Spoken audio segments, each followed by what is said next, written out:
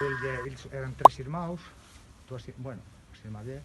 marcháronse, foronse vivir ao Pazo de Leis, que é aquel que fai esquina ali na Barrela, que a calle do Tormarañón, antes o Pazo de Leis, ocupaba incluso a calle do Tormarañón, que a cortaron para eso.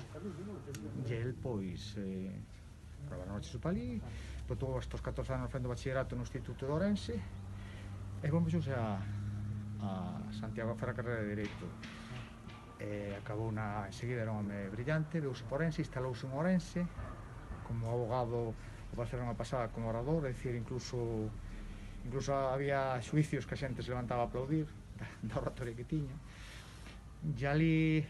fundou, podese considerar abogado, periodista e escritor, sobre todo poeta. Fundou e colaborou, participou en varias revistas, en varios periódicos, a Defensa de Galicia, a Pluma, colaborou con o Tío Marcos da Portela, que en principio era seu amigo Lamas Carvajal, e depois acabou bastante mal, foi bastante crítico con el. Era ideas contrarias a Lamas Carvajal, este home era un home liberal, progresista, anticlerical, era un home que, a pesar de ser dunha familia acomodada, defendía moito os necesitados, sobre todo as injusticias, era moi regionalista, bueno, partido regionalista, discípulo de Curros Enríquez.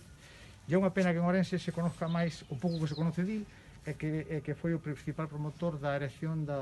erixir a estatua de